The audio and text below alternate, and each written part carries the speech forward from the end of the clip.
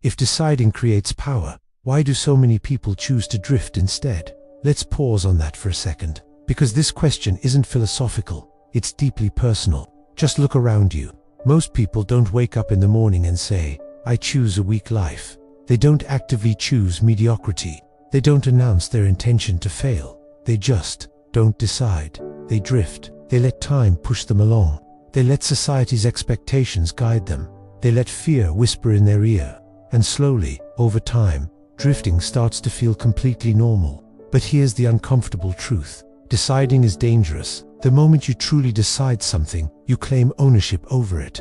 And ownership means responsibility. Responsibility means there will be consequences. And consequences mean you can no longer blame anyone else for your outcomes. Most people aren't actually afraid of hard work. What they're really afraid of is being exposed. Because when you decide, there's absolutely nowhere to hide. If you choose a specific path and you fail, that failure has your name written all over it. If you decide who you want to become and you fall short, you have to face yourself in the mirror. Drifting is a clever way to protect the ego.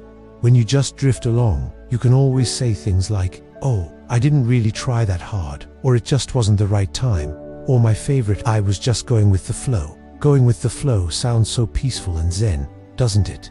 But psychologically, it's often a form of surrender. Real power comes from clarity, and clarity can be brutal.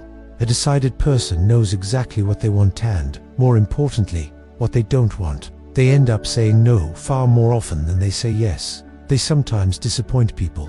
They're willing to stand alone, and that's precisely why most people avoid making firm decisions, because deciding separates you from the crowd, while drifting keeps you comfortably accepted within it. Society quietly rewards drifters. They don't challenge the system. They don't make others feel uncomfortable about their own choices. They don't remind people of their own inaction.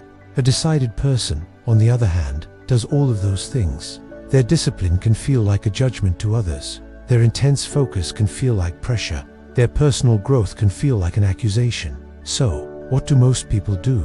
They stay undecided just long enough to blend in. Now here's the dark psychology part that most people completely miss. Drifting is not a neutral act. It is a decision. It's just one you didn't consciously make. When you don't decide on your own values, someone else will install theirs into you. When you don't decide on your goals, distractions will choose them for you. And when you don't decide on your future, your past will simply repeat itself. The longer you drift, the harder it becomes to decide. Because drifting builds a deep dependency on comfort, on the approval of others, and on the safety of routine. Deciding requires friction, and friction always hurts before it strengthens. This is exactly why deciding creates power. It gives you power over your time, power over your habits, power over your very identity. A decided person moves differently.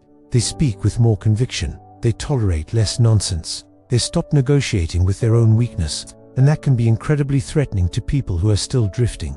So I want you to ask yourself this. Are you drifting because you genuinely don't know what you want? Or are you drifting because you're afraid of the person you would have to become if you finally decided? Because the moment you decide, all the excuses expire. The victimhood story ends. And the grip that comfort has on you loses its control. And here's the final truth that most people aren't ready to hear. If you don't decide, life will decide for you, and life is not always gentle. So the real question isn't, why do most people drift instead of decide? The real question is, how long will you keep drifting before you realize it was a choice all along? If this hit home for you, comment the word decide below and tell me, what's one thing you've been drifting on that you know you need to decide right now? Thanks for watching, and I'll see you in the next one.